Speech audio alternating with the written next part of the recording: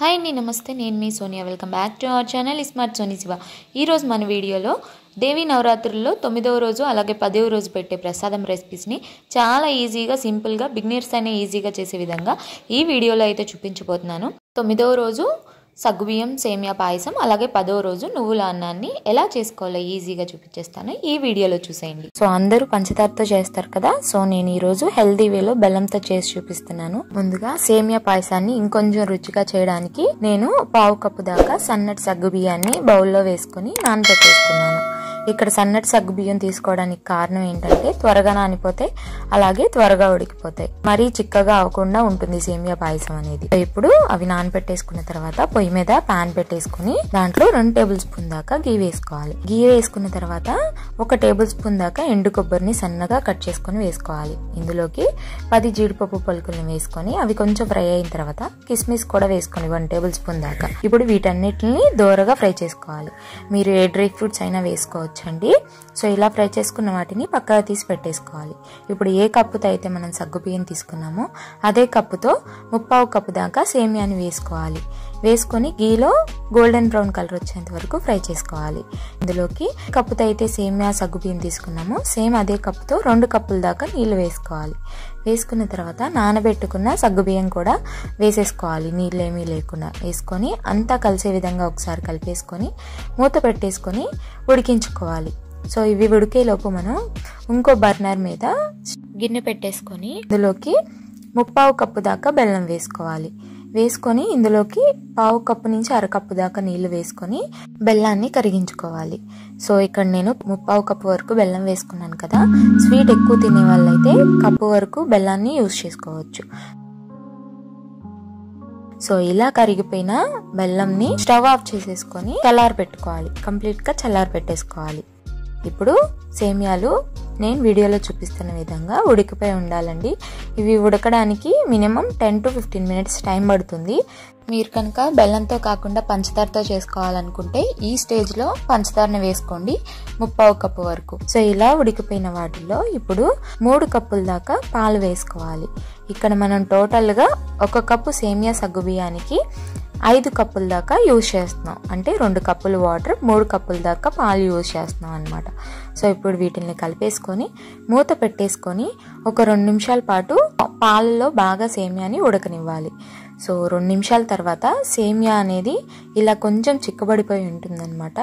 ఇప్పుడు ఇందులోకి ఫ్లేవర్ కోసం ఒక 1/2 టీ స్పూన్ దాకా యాలకుల పొడి, అలాగే ఒక చిటికెడు కన్నా తక్కువ పచ్చకర్పూరాన్ని వేసుకోండి. పచ్చకర్పూరం ఎక్కువ వేసుకుంటే చేదు వచ్చేస్తుంది. సో కొంచెమే వేసుకోండి. వేసుకోవడం వల్ల టెంపుల్ స్టైల్ ప్రసాదంలా అనిపిస్తుంది అనమాట. సో వేసేసుకున్న తర్వాత ఒక 1/2 మినిట్ వరకు బాయిల్ చేసుకొని స్టవ్ ఆఫ్ చేసేసుకొని పక్కకు దించేసుకోండి. ఇలా పక్కకు దించేసుకున్న తర్వాత మనం ముందుగా బెల్లం నీళ్ళని కరగబెట్టుకున్నాం కదా, సో ఆ నీళ్ళని ఫిల్టర్ చేసుకొని ఈ సేమియాలోకి వేసేసుకోండి. నేను ఆల్రెడీ ఫిల్టర్ చేశానండి, అందుకే డైరెక్ట్గా వేసేసాను.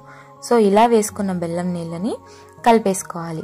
మీరు ఇక్కడ ఒక టిప్ గుర్తు పెట్టుకోండి, బెల్లం వాటర్ అనేవి కంప్లీట్గా చల్లారిపోయి ఉండాలి. పాయసం కానీ బెల్లం నీళ్ళు కానీ ఏదో ఒకటి మాత్రమే వేడిగా ఉండాలి. 2 వేడిగా ఉంటే పాలు విరిగిపోతాయి. సో ఈ టిప్ తప్పకుండా గుర్తుపెట్టుకోండి.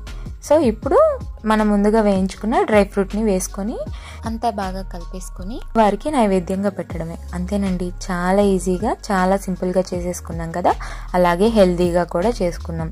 సో ఈ దేవి నవరాత్రుల్లో 9వ రోజు అమ్మవారికి ఈ బెల్లం సేమియా పాయసాన్ని చేసి నైవేద్యంగా పెట్టండి. ఇప్పుడు 10వ రోజు ప్రసాదం నువ్వుల అన్నాన్ని ఎలా చేసుకోవాలో చూసేద్దాం. కుక్కర్ గిన్నె తీసుకుని అందులోకి ఏదైనా 1 కప్పు కొలతతో కానీ లేదా గ్లాస్ కొలతతో కానీ 1 కప్ రైస్ వేసుకోండి.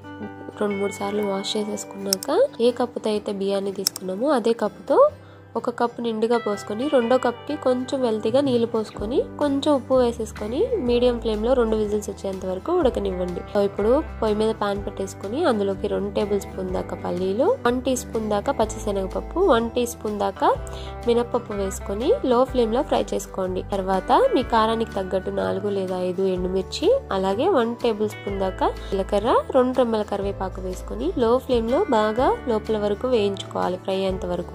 ఇవన్నీ వేగి వేగిపోయిన తర్వాత లాస్ట్లో 4 టేబుల్ స్పూన్ల దాకా నువ్వులు వేసుకోవాలి. ఇవి కొంచెం చిటపిటలాడినాక పక్కకు తీసేసుకొని మిక్సీ జార్లో వేసుకొని చల్లారబెట్టుకోవాలి.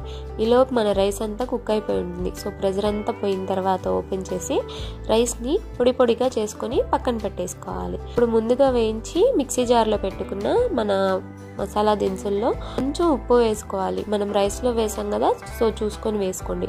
తర్వాత మెత్తగా మిక్సీ పట్టేసుకోవాలి. ఈ పొడిని మిక్సీ పట్టేసుకొని పక్కన పెట్టేసుకోండి. ఇప్పుడు తాలింపు కోసం పొయ్యి మీద బాండి పెట్టేసుకొని 2 టేబుల్ స్పూన్ల దాకా గీ వేసుకోండి. ఇందులోకి పోపు దినుసులు, ఎండుమిర్చి, కరివేపాకు వేసుకోవాలి. పోపు దినుసుల్లో వచ్చేసి జీలకర్ర, ఆవాలు, పచ్చిశనగపప్పు, మినపప్పు వేసుకోవాలి.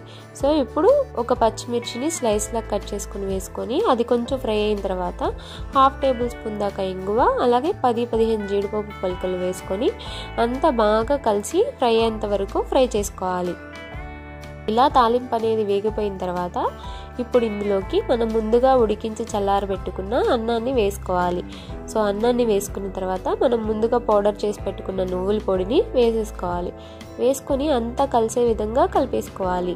సో ఈ ప్రాసెస్ మొత్తం లో ఫ్లేమ్లో పెట్టుకొని చేసుకోండి, లేకపోతే అడుగు పట్టేస్తుంది అన్నం అనేది. సో ఇలా కలిపేసుకున్న తర్వాత లాస్ట్లో ఫైనల్గా సన్నగా చాప్ చేసుకున్న కొత్తిమీరను కూడా వేసుకొని మళ్ళీ ఒకసారి అంతా టాస్ చేసేసుకొని స్టవ్ ఆఫ్ చేసుకొని అమ్మవారికి నైవేద్యంగా పెట్టడమే. అంతేనండి, చాలా ఈజీగా చేసుకున్నాం కదా, చాలా కమ్మగా ఉంటుంది.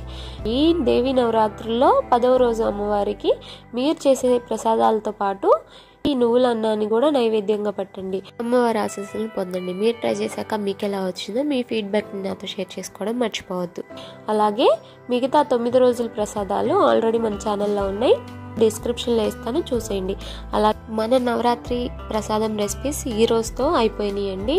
సో మరో రెసిపీతో మళ్ళీ మీ ముందుకు వస్తాను. ఈ వీడియోని లైక్ చేసి మీ ఫ్రెండ్స్ అండ్ ఫ్యామిలీ రిలేటివ్స్కి షేర్ చేసి సబ్స్క్రైబ్ కూడా చేయండి. అంతవరకు సెలవు, bye all. Thanks for watching.